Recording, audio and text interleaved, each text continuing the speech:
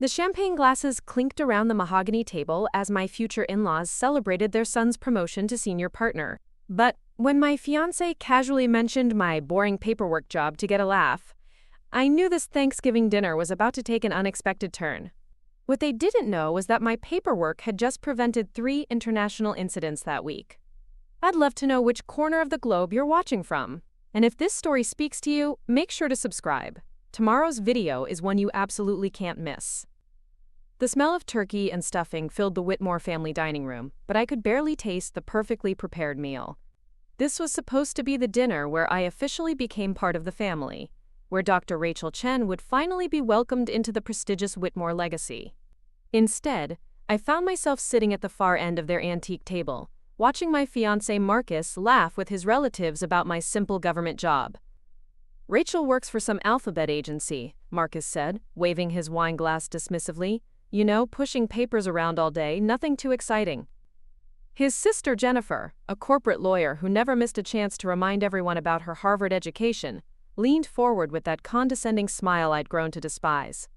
"Oh, how stable. Government work must be so predictable, same routine every day, I imagine." I nodded politely, cutting another piece of turkey. If only she knew that yesterday's routine involved coordinating with 6 different countries to prevent a cyber attack on the global banking system.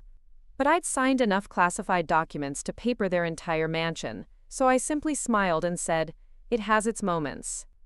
Marcus's father, Judge Theodore Whitmore, adjusted his reading glasses and looked at me with barely concealed disappointment. "Rachel, dear, have you considered pursuing something more substantial? With your intelligence, surely you could find work in the private sector. My golf partner runs a consulting firm." "Dad, she's happy where she is," Marcus interrupted, but not before adding, "Besides, the benefits are decent, and it's not like she's under any real pressure." The irony wasn't lost on me. 3 hours earlier, I'd been in the Situation Room, discussing intelligence reports that could reshape foreign policy for the next decade. Now I was being lectured about career ambition by people who thought government work meant filing forms at the DMV. Marcus's mother, Patricia, set down her crystal water glass with a delicate clink. "Well, I suppose not everyone can handle the stress of real responsibility. Some people prefer the safety of a quiet office job." I felt my jaw tighten, but years of diplomatic training had taught me to maintain composure under pressure. "You're absolutely right, Mrs. Whitmore. I do prefer to avoid unnecessary stress." The conversation continued around me, each family member taking turns to either ignore me completely or make subtle jabs about my lack of ambition. Jennifer mentioned her latest case, a merger worth hundreds of millions. Marcus talked about his architectural firm's new government contracts, though he had no idea his future wife had personally approved 2 of them. Even Patricia managed to work in a story about her charity work, emphasizing how she was making a real difference in the world. After dinner, we moved to the living room, where the family's collection of awards and achievements covered every available surface. Medical degrees, legal honors, architectural awards. The Whitmore legacy was displayed like a museum exhibition. I sat in the corner, nursing a glass of wine, and listening to Marcus's cousin David, an investment banker, explain why government employees were essentially parasites on society. "The problem with public sector workers," David said, loosening his tie, "is that they have no real accountability, no performance metrics, no market pressures. They just show up, do the minimum, and collect a paycheck." "That's exactly what I've been trying to tell Rachel," Marcus said, sitting down beside me. "She could be making 3 times her salary in consulting, but she's comfortable with mediocrity." The word mediocrity hit me like a physical blow. I'd spent the last 15 years climbing through the ranks of the most demanding intelligence organization in the world. I'd briefed presidents, negotiated with foreign operatives, and made decisions that affected millions of lives. But to the Whitmore family, I was just another government drone collecting a modest paycheck. "Maybe I should consider a career change," I said quietly, testing the waters. "See?" Marcus beamed, clearly pleased with himself. "I knew you'd come around. Dad's right. You're too smart to waste your potential on paperwork." Judge Whitmore nodded approvingly. "There's a legal firm downtown that handles government contracts. With your inside knowledge of bureaucratic processes, you could be quite valuable to them." I almost laughed. If they only knew how many bureaucratic processes I'd streamlined just that morning during my briefing with the Secretary of Defense. But I kept my expression neutral and asked, what kind of work would that involve? Oh, nothing too complicated, Jennifer said condescendingly. Mostly explaining regulations to real professionals. Think of it as translating government speak for people who actually matter. The evening continued with more of the same. Every conversation somehow circled back to my inadequate career choices, my lack of ambition, or my contentment with simple work. By the time we were saying our goodbyes, I felt like I'd been through a particularly brutal Senate hearing, except those were usually more respectful.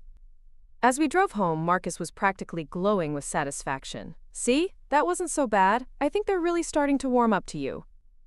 I stared out the passenger window, watching the city lights blur past. Is that what you call warming up? Well, you have to understand their perspective. They're all high achievers, and they want the best for me. Once they see you're willing to improve yourself, they'll completely change their attitude. Improve myself? You know what I mean. Get a real job, start making real money. Show them you're not just settling for the easy path. I turned to look at him, this man I'd agreed to marry, who apparently saw me as someone taking the easy path through life. Marcus, do you actually know what I do for work? He shrugged, keeping his eyes on the road. Government administration stuff, policy analysis, maybe some research. Nothing earth-shattering. Nothing earth-shattering, I repeated slowly. Look, I'm not trying to insult you, it's honest work. But you can't blame my family for wanting more for us. They've worked hard to build their reputation, and they want to make sure I'm with someone who matches their standards. We pulled into the driveway of my Georgetown townhouse, the same townhouse I'd bought with a salary that would have shocked the Whitmore family if they'd bothered to ask. Marcus walked me to the door, gave me a quick kiss goodnight, and said he'd call me tomorrow to discuss next steps for your career transition. Standing in my foyer, surrounded by the quiet elegance of my carefully curated home, I felt the full weight of the evening settle on my shoulders. On my coffee table sat a leather folder containing intelligence briefings for the next day's National Security Council meeting. My secure phone had 3 missed calls from the deputy director. And somewhere in my home office, behind a locked door, was a safe containing documents that could topple governments. But according to the Whitmore family, I was a mediocre paper pusher who needed to improve herself. I poured myself a glass of wine and sat down at my kitchen counter, thinking about the conversation I'd need to have with Marcus. How do you tell the man you love that his family's perception of you is so fundamentally wrong that it's almost insulting? How do you explain that your boring paperwork job involves making decisions that affect national security? More importantly, how do you stay engaged to someone who sees you as a disappointment? My phone buzzed with a text from Marcus. Thanks for being such a good sport tonight. I know they can be tough, but they mean well. Love you. I set the phone down without responding and looked around my kitchen. Tomorrow I'd be back in the office, managing crises that most people couldn't imagine. But tonight I was just Rachel Chen, the underachieving government employee who wasn't good enough for the Whitmore family. The irony was almost too much to bear. The next morning arrived with the familiar buzz of my secure phone at 5:47 a.m. Deputy Director Harrison's voice cut through my grogginess with characteristic urgency. Rachel, we need you in the building. The Seoul situation just escalated, and the state is requesting immediate consultation. I rolled out of bed, already mentally shifting into crisis mode. 20 minutes later, I was walking through the security checkpoint at Langley, my heels clicking against the polished floors as I made my way to the 7th floor. The hallway was already bustling with activity, analysts rushing between offices, secure phones ringing constantly, and the general atmosphere of controlled chaos that meant something significant was happening. Director Chen, my assistant Sarah, called out as I approached my office. The morning briefing has been moved up to 7:30. The president wants options by 9. I nodded, accepting the stack of classified folders she handed me. Inside my office, I poured coffee from the machine that had been a gift from the German intelligence chief, and settled behind my desk to review the overnight developments. The situation in Seoul was delicate.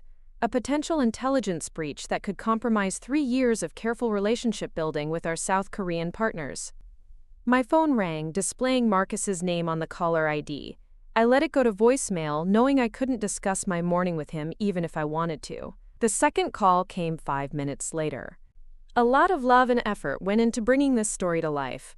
If you're enjoying it, we'd be so grateful if you'd subscribe to our channel. Now, back to where we left off. "Hey, you're up early," Marcus said when I finally answered. "Work called. Crisis management." "What kind of crisis could possibly require someone from your department at 6 in the morning?" He laughed. "Did someone lose a filing cabinet?" I stared at the intelligence report in front of me, detailing a potential security breach that could affect American interests across the Pacific Rim. Something like that. "Well, don't let them work you too hard. Remember, we're having dinner with Jennifer and her fiancé tonight. She wants to discuss wedding planning, and I thought it might be good practice for us." I'd completely forgotten about the dinner. Jennifer Whitmore and her investment banker fiancé Brad were hardly my idea of stimulating company, but Marcus had been looking forward to it for weeks. "Marcus, I might have to work late tonight. Can we reschedule?" "Rachel, come on. You can't keep using work as an excuse to avoid my family. This is important to me." Before I could respond, Harrison appeared in my doorway with a grim expression. The Seoul situation had just gotten worse. "I have to go," I told Marcus. "We'll talk later." The next 6 hours were a blur of secure video conferences, encrypted communications, and high-level consultations. By 2 in the afternoon, we'd managed to contain the immediate threat, but the long-term implications would require weeks of careful diplomacy. I was reviewing contingency plans when Sarah knocked on my door. "Director, your fiancé is here. He says it's urgent." I looked up, confused. Marcus never came to my office. In fact, he'd never shown the slightest interest in seeing where I worked. "Send him in." Marcus walked through my door looking uncomfortable and slightly out of place. He'd clearly dressed up for the occasion, wearing his best suit and carrying a bouquet of flowers that seemed oddly formal for a Tuesday afternoon visit. "This is a surprise," I said, gesturing for him to sit in one of the chairs across from my desk. "I felt bad about this morning," he said, settling into the chair and looking around my office with curiosity. "I thought I'd bring you lunch and maybe see where you work. You never talk about this place." I glanced at my desk, quickly closing the classified folder I'd been reading. "It's not very exciting, just offices and conference rooms." "But you're clearly important here," he said, gesturing at the spacious office, with its view of the Virginia countryside. "This is a nice setup for a mid-level administrator." "Mid-level?" "Well, you know what I mean. You're not exactly running the place, but you've got a good position." He stood up and walked to my bookshelf, examining the titles. "Wow, you really do read a lot about international relations. Is this for work or just personal interest?" I watched him flip through a copy of The Art of Intelligence, a book I'd actually contributed chapters to under a pseudonym. Both, I suppose. "That's dedication. Most people leave work at work." He moved to my desk where my nameplate sat next to a small American flag. "What does this say?" "R. Chen, Director of..." He squinted at the text. "I can't read the rest." "Director of what?" My heart rate quickened. The nameplate clearly read R. Chen, Director of Central Intelligence, but Marcus was reading it at an angle, and the afternoon light was creating shadows across the engraved letters. "It's nothing important," I said quickly, but he was already leaning closer. "Director of Central Intelligence? Wait, that can't be right." He picked up the nameplate, studying it more carefully. "This is a mistake, right? Some kind of office joke?" I stood up slowly, my mind racing through possible explanations. "Marcus. No, seriously, what is this?" He was turning the nameplate over in his hands now, examining it like it was a puzzle he couldn't solve. "Why would they give you a nameplate that says Director of Central Intelligence? That's the CIA. Marcus, please sit down. Is this some kind of prop? Are you pulling a prank on me?" He looked around my office again, but this time his expression was different. He was noticing things he'd missed before. The secure phones, the classified document safe, the photographs on my wall showing me with various world leaders. "Rachel, what exactly do you do here?" I sat back down, keeping my voice calm and professional. "I work for the Central Intelligence Agency." "Right, I know that part. But what's your job title?" "I'm the Director of Central Intelligence." The nameplate slipped from his hands, clattering onto my desk. He stared at me for a long moment, his face cycling through confusion, disbelief, and something that might have been recognition. "That's impossible," he said finally. The CIA director is some old guy in a suit who briefs the president. I brief the president twice a week, sometimes more during international crises. Rachel, stop, this isn't funny anymore. But his voice had lost its confidence, and he was looking at me like he'd never seen me before. I opened my desk drawer and pulled out my official identification, sliding it across the desk toward him. Director Rachel Chen, Central Intelligence Agency. Confirmed by the Senate 14 months ago. He picked up the ID with trembling hands, studying the photograph and official seals. This is real. It's real. But you said you did paperwork. I do paperwork. I also manage human intelligence operations in 47 countries, oversee a budget of $15 billion, and coordinate with foreign intelligence services to protect American interests worldwide. Marcus sank into the chair, still holding my identification. The dinner last night. Your family spent 3 hours explaining to me why government work is for underachievers. But you didn't say anything. What was I supposed to say? Actually, I'm one of the most powerful people in the federal government, and I've been personally responsible for preventing 2 terrorist attacks this month. He was quiet for a long time, just staring at the ID card. Finally, he looked up at me. Why didn't you tell me? I tried to, several times. But you always seemed more interested in explaining why I should find a real job than in learning what my current job actually involves. But I'm your fiancé. I should have known. Marcus, you never asked. In 2 years of dating, you never once asked for specifics about my work. You just assumed I was some low-level bureaucrat and decided that was good enough information. He stood up abruptly, pacing to the window. This changes everything. How? Well, for starters, you make more money than I do, probably more than my entire family combined. I watched him process this information, seeing the wheels turning in his mind. Is that what you're worried about, the money?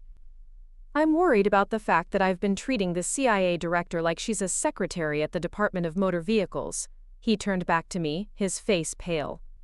Rachel, I told you to get a real job. I told you to improve yourself. I let my family mock you for having no ambition. Yes, you did. How can you even stand to be in the same room as me right now? It was a fair question. I'd been asking myself the same thing since last night's dinner. I keep hoping you'll see me for who I actually am, not who you've decided I should be. Marcus sat back down, rubbing his temples. I don't understand how this happened. How did I not know? How did I not realize?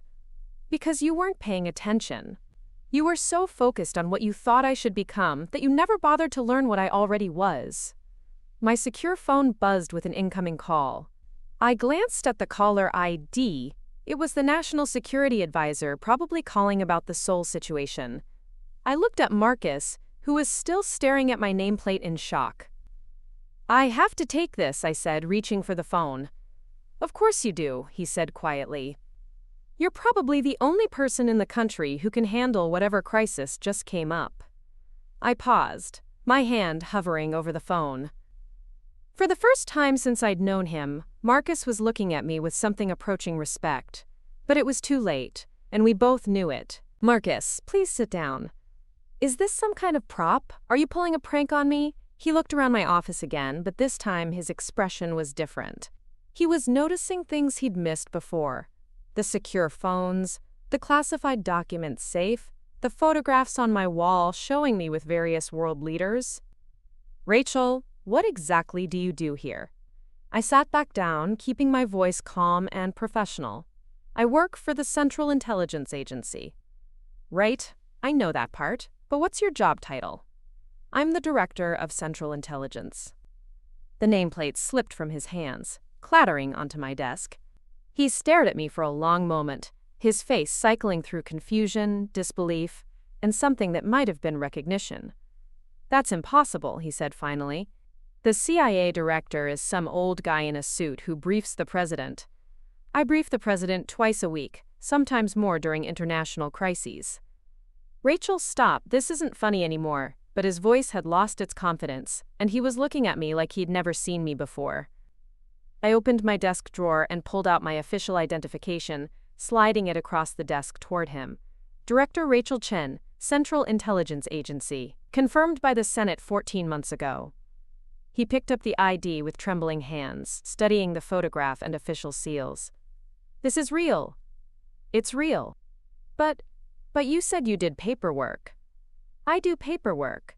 I also manage human intelligence operations in 47 countries, oversee a budget of $15 billion, and coordinate with foreign intelligence services to protect American interests worldwide.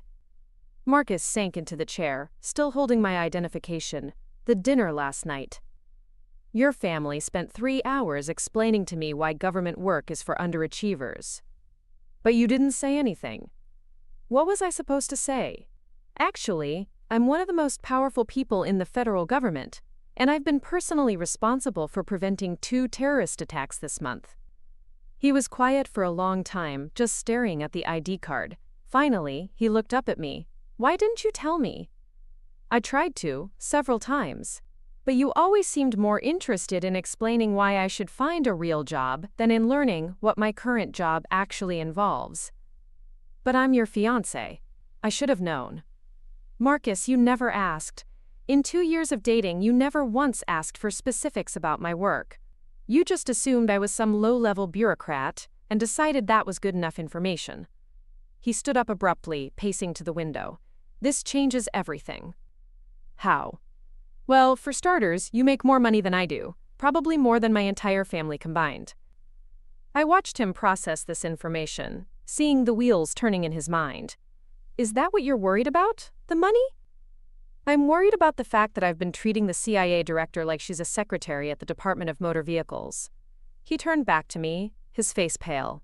Rachel, I told you to get a real job. I told you to improve yourself. I let my family mock you for having no ambition. Yes, you did. How can you even stand to be in the same room as me right now? It was a fair question. I'd been asking myself the same thing since last night's dinner. I keep hoping you'll see me for who I actually am, not who you've decided I should be. Marcus sat back down, rubbing his temples. I don't understand how this happened. How did I not know? How did I not realize? Because you weren't paying attention. You were so focused on what you thought I should become that you never bothered to learn what I already was. My secure phone buzzed with an incoming call. I glanced at the caller ID. It was the National Security Advisor, probably calling about the Seoul situation. I looked at Marcus, who was still staring at my nameplate in shock. I have to take this, I said, reaching for the phone. Of course you do, he said quietly. You're probably the only person in the country who can handle whatever crisis just came up. I paused, my hand hovering over the phone. For the first time since I'd known him, Marcus was looking at me with something approaching respect. But it was too late, and we both knew it. Jennifer leaned forward. See, Rachel, this is exactly the kind of opportunity you should be pursuing. Real impact, substantial compensation, working with people who actually matter in the economy. Marcus was now staring at his menu like it contained the secrets of the universe. I could practically see him calculating how much money I made compared to Brad's substantial compensation. What about security clearances? I asked innocently. Do you handle any clients with international interests that might require government oversight? Brad waved dismissively. We leave that stuff to the lawyers. Too much paperwork, too many bureaucratic hoops. We prefer to focus on the actual business. Smart approach, I agreed. All that security clearance paperwork can be quite tedious. Jennifer signaled the waiter. Exactly. Why waste time with all that government red tape when you could be doing something productive? She turned back to me. Have you given any thought to what Marcus suggested? About finding more meaningful work?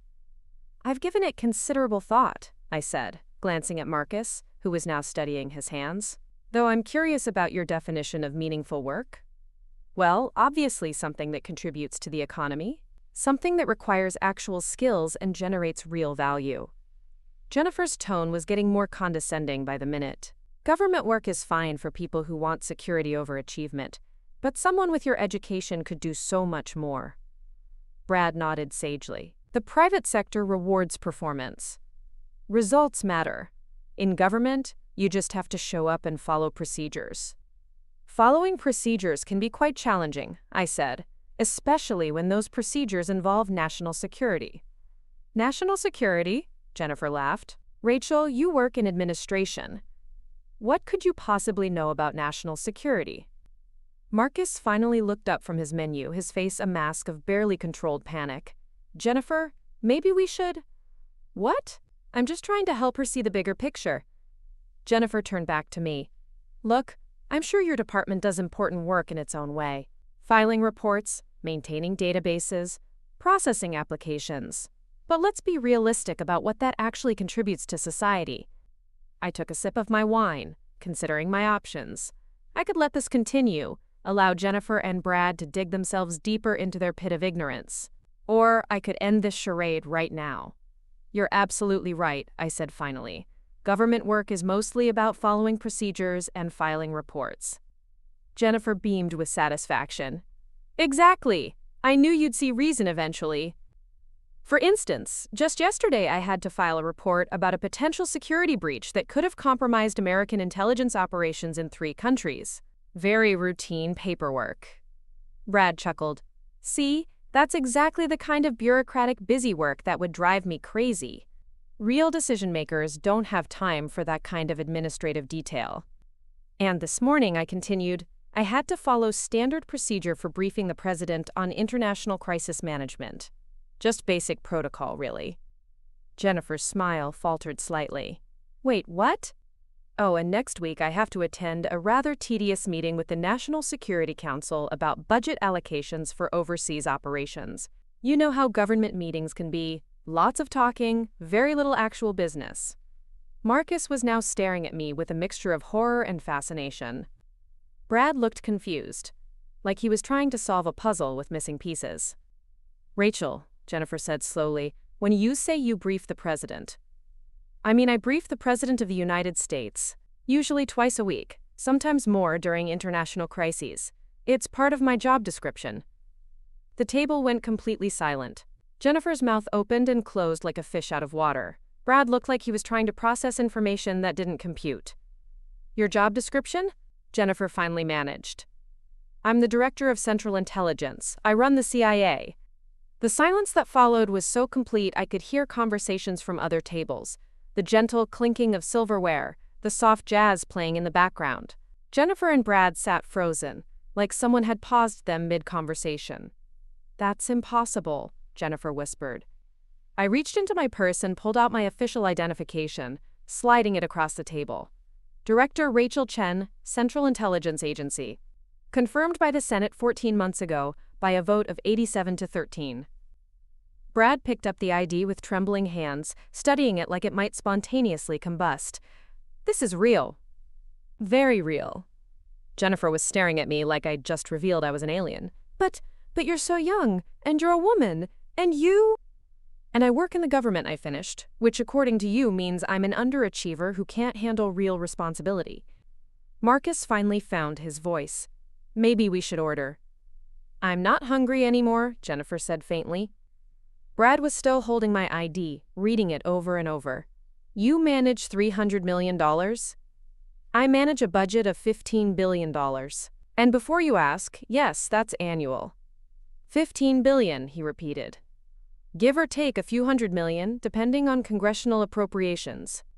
Jennifer looked at Marcus accusingly. You said she worked in administration. I thought she did, Marcus said defensively. She never corrected me. Because you never asked, I said calmly. In 2 years of dating, you never once asked for specifics about my work. You just assumed I was some low-level bureaucrat and decided that was sufficient information about the woman you planned to marry. Brad handed my ID back like it was radioactive. I offered you a consulting job. You offered the CIA director a part-time consulting position explaining regulations to investment bankers. Oh God, Jennifer moaned, putting her head in her hands. We told you to get a real job. Multiple times. We said you had no ambition. That was particularly memorable. Marcus was looking around the restaurant like he was planning an escape route. Can we please just order dinner and pretend this conversation never happened? I don't think I can do that, I said quietly. Because this conversation has been happening for months. This is exactly how your family sees me. As someone who needs to improve herself. Someone who's settling for mediocrity. Someone who's not good enough for the Whitmore legacy. Jennifer finally looked up. We didn't know. You didn't want to know. You were so convinced that government work was beneath you that you never bothered to learn what my government work actually involved. The waiter approached our table with a bright smile. Have we decided on appetizers? The four of us stared at him like he'd interrupted a funeral. Could you give us a few more minutes? Marcus asked weakly. As the waiter walked away, Brad leaned forward. So when you said you handled security clearances, I don't just handle them, I decide who gets them. For the entire intelligence community. And when you mentioned foreign investment restrictions, I help write the policies that create those restrictions.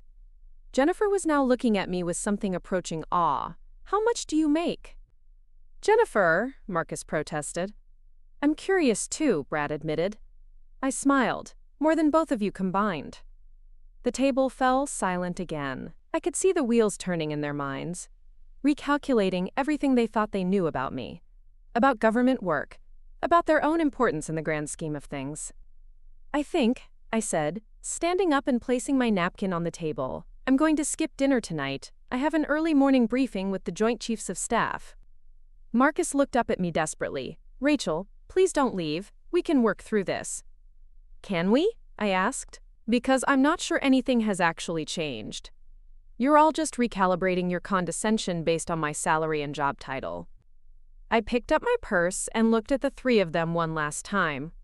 For what it's worth, I genuinely hoped you would see me for who I am rather than what you assumed I was. But I think we all know that ship has sailed. As I walked toward the exit, I could hear Jennifer whispering urgently to Marcus, probably asking him how he could have been so blind. But the truth was, he'd seen exactly what he wanted to see. Someone safe, predictable, and beneath his family's standards. He'd just never bothered to look any deeper. Himal. The drive home from the restaurant gave me time to process what had just happened. My phone buzzed repeatedly with text messages from Marcus, each one more desperate than the last. I ignored them all, focusing instead on the familiar route through Georgetown's tree-lined streets. By the time I pulled into my driveway, I'd made a decision that had been brewing for weeks.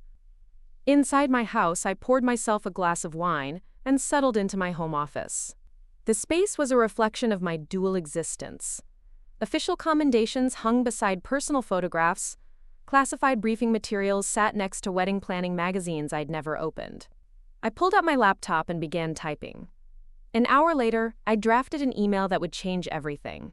But before I could send it, my doorbell rang. Through the peephole, I could see Judge Theodore Whitmore standing on my front porch, still wearing his dinner jacket from what must have been a social event. His silver hair was perfectly styled, and his expression was unreadable. This was unexpected. Judge Whitmore, I said, opening the door, this is a surprise. May I come in, Director Chen? His use of my title wasn't lost on me. I believe we need to have a conversation. I stepped aside, gesturing to him into my living room. He moved with the careful dignity of someone accustomed to being the most important person in any room. But there was something different about his demeanor tonight. Can I offer you something to drink? I asked. Scotch, if you have it. Neat. I poured him a glass of the 18-year-old Macallan I kept for special occasions and settled into the chair across from him. He took a sip, studying me over the rim of his glass. Jennifer called me an hour ago, he said finally. She was nearly hysterical. Something about you being the CIA director and her having insulted you repeatedly. Your daughter has strong opinions about government work. My daughter is an idiot. The bluntness of his statement surprised me. And apparently, so am I. I waited for him to continue, using the same patient silence I employed during intelligence briefings. I spent 30 years as a federal judge, he said, setting down his glass. I've worked with every level of government, from local prosecutors to Supreme Court justices. I should have recognized what I was looking at. What do you mean? You carry yourself like someone with real authority. Not the performative authority that comes from money or social position, but the quiet confidence of someone who makes decisions that matter. I've seen it in military commanders, senior diplomats, and yes, intelligence officials. He paused. I saw it in you, but I chose to ignore it because it didn't fit my preconceptions. Judge Whitmore. Theodore, please. I think we're past formalities. He leaned forward. Rachel, I owe you an apology, not just for last night's dinner, but for months of treating you like you were beneath our family's standards. You weren't the only one. No, but I was the one who set the tone. My children follow my lead, and I led them to believe that government service was somehow inferior to private sector success. He shook his head. The irony is that I spent my entire career in public service, and I'm proud of that legacy. But somewhere along the way, I forgot that government work can be the highest calling. I took a sip of my wine, processing his words. Why are you here, Theodore? Because my son is in love with you, and he's about to lose you because his family can't see past their own arrogance. He met my eyes. And because I suspect you're questioning whether you want to be part of a family that's treated you so poorly. The thought has crossed my mind. Before you make any final decisions, I want you to know that I spent this evening doing some research. I called in favors, spoke to colleagues, read classified briefings that I probably shouldn't have access to. He paused. You're extraordinary, Rachel. Not just competent or successful, but truly exceptional. Thank you. I'm not flattering you, I'm stating a fact. The work you've done in the past 18 months alone has prevented conflicts that could have destabilized entire regions. You've rebuilt relationships with allies that previous administrations damaged. You've modernized an agency that was struggling to adapt to 21st century threats. I was surprised by the specificity of his knowledge. You've been thorough. I have connections in the intelligence community. Old colleagues who've worked with your agency. They speak of you with genuine respect, not the political deference that usually accompanies high office. He finished his scotch. One former NSA director told me you're the most effective CIA director he's worked with in 4 decades. That's kind of him to say. It's not kindness. It's a professional assessment. Theodore stood and walked to my bookshelf, examining the volumes on international relations and intelligence history. You know, when Marcus first told me he was dating a government employee, I assumed he meant someone from the Department of Education or the EPA. Someone competent but unremarkable. Instead, he was dating someone who briefs the president on matters of national security. Instead, he was dating someone who could have been president herself if she'd chosen politics over intelligence work. He turned back to me. That's what I don't understand. Why didn't you correct our assumptions? Why did you let us treat you like you were some mid-level bureaucrat? It was a fair question, one I'd been asking myself. Have you ever tried to explain your job to someone who's already decided they know what you do? I suppose I haven't. Marcus decided I was a paper pusher on our second date. Every time I tried to share details about my work, he'd nod politely and change the subject. After a while, I stopped trying. I set down my wine glass. Besides, I wanted him to love me for who I am, not what I do. But who you are is inseparable from what you do. Your work requires intelligence, judgment, courage, and integrity. Those aren't job requirements, they're character traits. Tell that to your son. Theodore was quiet for a long moment. Marcus is a good man, but he's been sheltered by privilege. He's never had to prove himself in any meaningful way.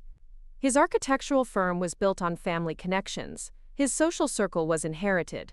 Even his confidence comes from never having been truly challenged. And I'm a challenge? You're a revelation.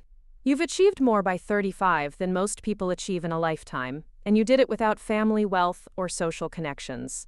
You earned every step of your career through merit alone. He sat back down. That should intimidate him, but it should also inspire him to become worthy of you. Instead, it seems to have convinced him that I need improvement. Because he doesn't understand excellence when he sees it. He's been raised to believe that success looks like country club memberships and Ivy League degrees, not classified briefings and international crisis management. My phone buzzed with another text from Marcus. I glanced at it briefly, another apology, another plea for understanding. He's been texting me all evening, I said. What does he say? That he's sorry, that he didn't know, that he wants to make things right. Do you believe him? I considered the question. I believe he's sorry he was wrong about me. I'm not sure he's sorry he never bothered to learn who I really was. Theodore nodded slowly. That's a crucial distinction. It is. For what it's worth, I think this experience has been educational for him. Perhaps traumatically so, but educational nonetheless. I'm not sure education is enough at this point. No, probably not. He stood to leave. But I hope you'll consider giving him a chance to prove he can grow. Not because he deserves it, but because love is rare enough in this world that it shouldn't be discarded lightly. Even love built on false assumptions? Especially love built on false assumptions. Those are the relationships that can become strongest once the truth is revealed, assuming both parties are willing to do the work. I walked him to the door. Thank you for coming, Theodore, and for the apology. Thank you for your patience with my family's ignorance, and for your service to the country. He paused at the door. One more thing. If you decide to end your engagement, I want you to know that you'll always have my respect and admiration. You're the kind of person this nation needs in positions of leadership. After he left, I returned to my office and stared at the email I drafted earlier. It was a formal letter ending my engagement to Marcus, written in the precise language I used for diplomatic communications. But Theodore's visit had complicated my feelings. I closed the laptop without sending the email and walked to my living room window. Across the street, I could see the lights of my neighbors' houses. Normal people living normal lives without the weight of national security on their shoulders. For a moment, I envied them their simplicity. My secure phone rang, displaying the number for the CIA duty officer. Even at 10 o'clock on a Tuesday night, the world's crises couldn't wait. Director Chen, I answered. Ma'am, we have a situation developing in the South China Sea. The NSC is requesting an immediate threat assessment. I'll be there in 30 minutes. As I gathered my briefing materials and prepared to return to Langley, I realized that Theodore had been right about one thing. Who I was and what I did were inseparable. The question was whether Marcus could learn to love both, or whether he'd fallen in love with an illusion that no longer existed. The answer to that question would determine whether our relationship had a future, or whether it would become another casualty of the life I'd chosen to live in service to my country. I grabbed my keys and headed back into the night, where real problems were waiting for real solutions from someone who'd spent her entire career preparing for moments like this. The personal drama would have to wait. The nation's security couldn't. The South China Sea crisis consumed the next 72 hours of my life. What started as a routine territorial dispute had escalated into a potential naval confrontation involving 3 nations and billions of dollars in international trade. By Friday afternoon, we'd managed to broker a temporary ceasefire through back-channel diplomatic negotiations. But the situation remained fragile. I was reviewing intelligence reports in my office when Sarah knocked on my door, looking unusually flustered. Director, there's a situation in the lobby. Your fiancé is here with, well, it's easier if you see for yourself. Through my office window, I could see the parking lot was fuller than usual. Several news vans were parked near the main entrance, their satellite dishes extended toward the sky. This was highly unusual. The press rarely gathered at Langley unless something significant was happening. Did something leak about the South China Sea operation? I asked. No, ma'am, this appears to be personal. I walked to the elevator with growing unease. The lobby of the CIA headquarters was normally a model of professional discretion, with visitors processed quickly and efficiently through multiple security checkpoints. Today, it looked like a circus. Marcus stood near the main desk, surrounded by at least a dozen family members I recognized from various social gatherings. His parents, Jennifer and Brad, several cousins, an uncle who was a federal prosecutor, and even his grandmother, who rarely left her estate in Virginia. They were all dressed in their finest clothes, as if attending a state dinner. But that wasn't the most surprising part. The most surprising part was the crowd of reporters pressing against the security barriers, cameras flashing as they tried to capture whatever drama was unfolding inside America's most secretive building. What exactly is happening here? I asked the duty officer. Ma'am, your fiancé requested permission to see you. When we explained that he needed to follow standard visitor protocols, he mentioned that this was an emergency involving the Director of Central Intelligence. Somehow, that information reached the press. I closed my eyes, feeling a headache building behind my temples. And now we have reporters trying to film inside CIA headquarters. Yes, ma'am. Security is handling the media, but the visitor situation is complicated.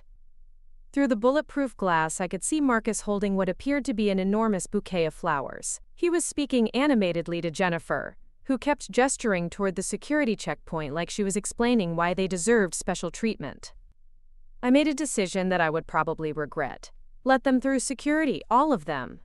Ma'am? You heard me. Process them as official visitors to the director's office. Full background checks, temporary clearances, the works. If they want to make a spectacle, they can do it properly.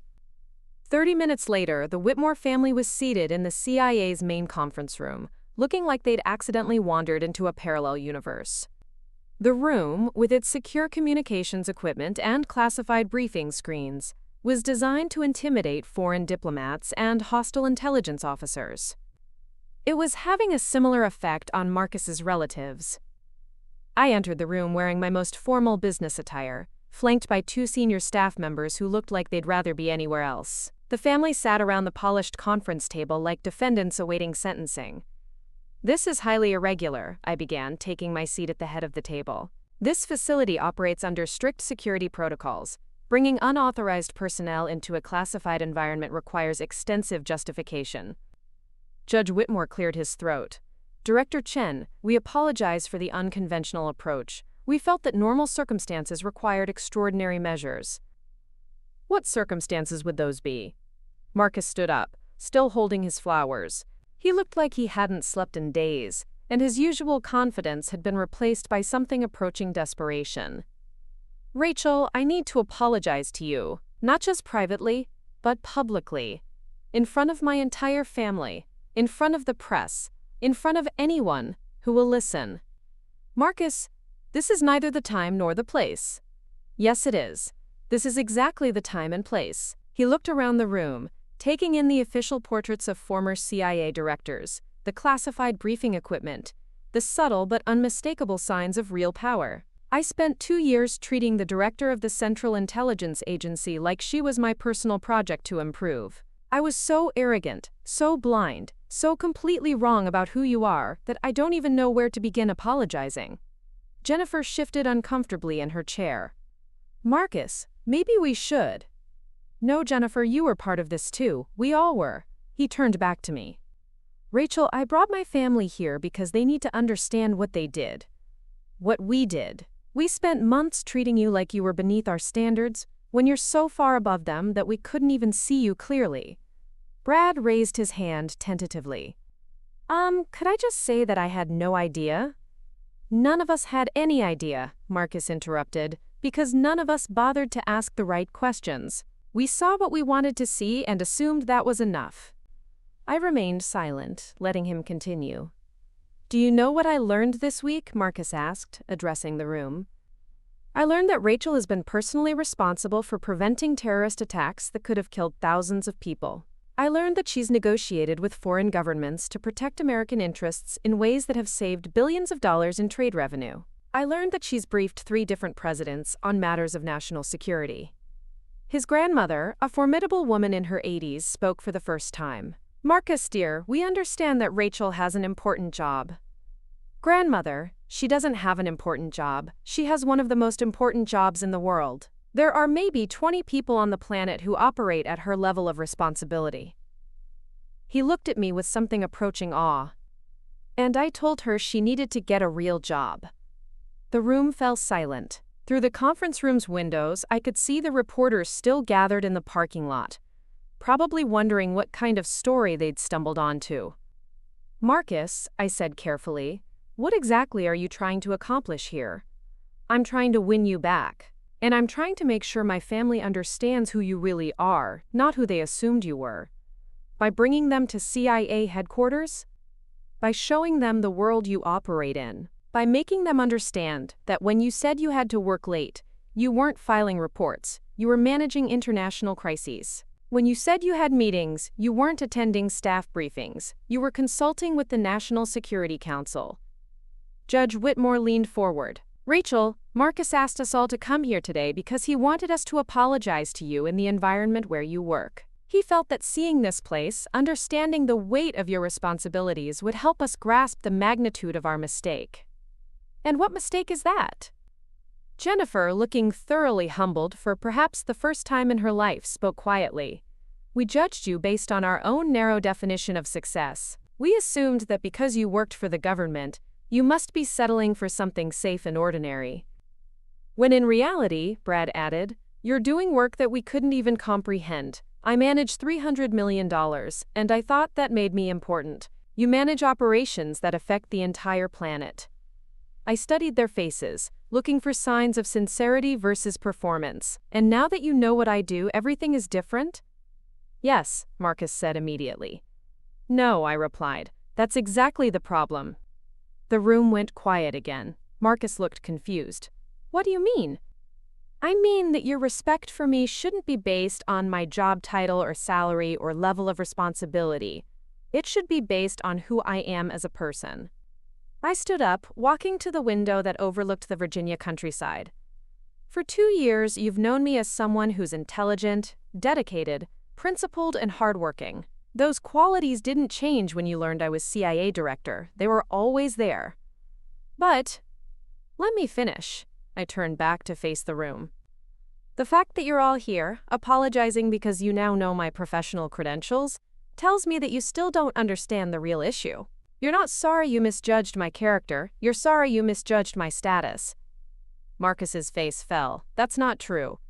Isn't it? If I were exactly the same person, but worked as a social worker, or a teacher, or a nonprofit director, would you have brought your entire family here to apologize? Would you have called the press? Would you be treating me with this level of respect?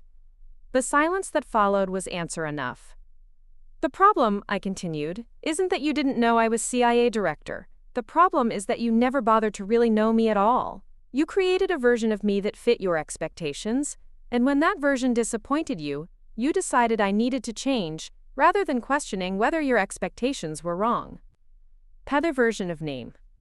Jennifer looked like she was about to speak, but I held up my hand. Here's what I learned this week. I don't want to be with someone who loves me more now that he knows my job title. I don't want to be part of a family that respects me more because I have power and influence. I want to be with someone who valued me when he thought I was just Rachel who worked in government administration. Rachel, please, Marcus said, his voice breaking slightly. Give me a chance to prove that I can be that person. You've had 2 years to be that person. But I didn't know. You didn't know because you didn't want to know. You were comfortable with your assumptions because they made you feel superior. I picked up my briefing folder from the conference table. Marcus, you're a good man, but you're not ready to be with someone like me. Not because of what I do, but because of who I am. What does that mean?